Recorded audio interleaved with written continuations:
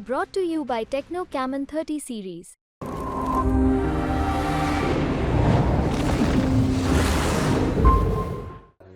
नवादा की सीट पर भी लड़ाई जो है वो विवेक ठाकुर और श्रवण कुशवाहा की है।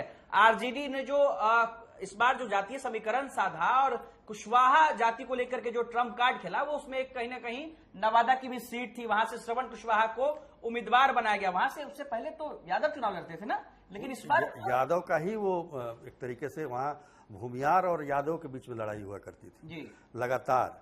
लेकिन इस बार देखिए औरंगाबाद में भी कुशवाहा, उसके ठीक बगल वाले नवादा में भी कुशवाहा, तो निश्चित तौर पर इसका असर डालने का ताकि दोनों सीट जो बैलेंस रहे और उसमें काफी हद तक वो सफल भी हुए हैं, इसमें कोई दो राय नहीं है। कुशवाहा जाति का जो वोट बैंक पहले एनडीए के साथ हुआ करता था अधिकतर, उसमें से बिखराव हुआ है इस चुनाव में, इसमें कोई दो राय नहीं है। और जैसा कि हमने देखा है, जो महागठबंधन ऑन द पेपर अगर देखा जाए तो काफी मजबूत नजर आती है।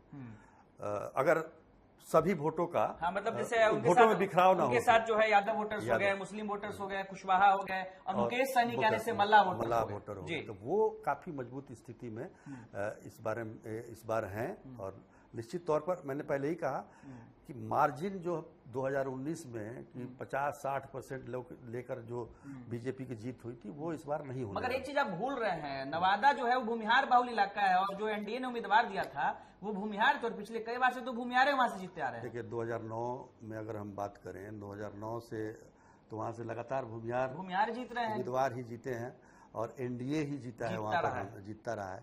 लेकिन हमें इस बात पर भी ध्यान देना पड़ेगा कि वोटिंग परसेंटेज सबसे कम कहीं हुआ बिहार में, तो वो नवादा में। ये एक बड़ा आश्चर्यजनक तथ्य है और इससे कई लोग चिंतित भी हैं।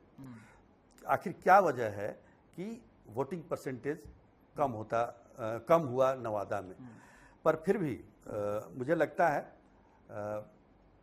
भूमिहार बहुल क्षेत्र है, भूमिहारों की संख्या काफी है। बिल्कुल। विवेक ठाकुर हालांकि नवादा के नहीं है, बाहरी का ठप्पा उन पर लगा था, बाहरी का वहां पे कुछ ऐसा दिखा नहीं। बाद में सब ठीक हो गया। हाँ। कई जगहों पर ऐसा आया, बीजेपी ने बाहर से उम्मीदवार दिए, लेकिन वो फिर बाद में उनका सेटलमेंट वहां के लोगों से मेलजोल हो गया, तो वोटिंग परसेंटेज कम हुई है।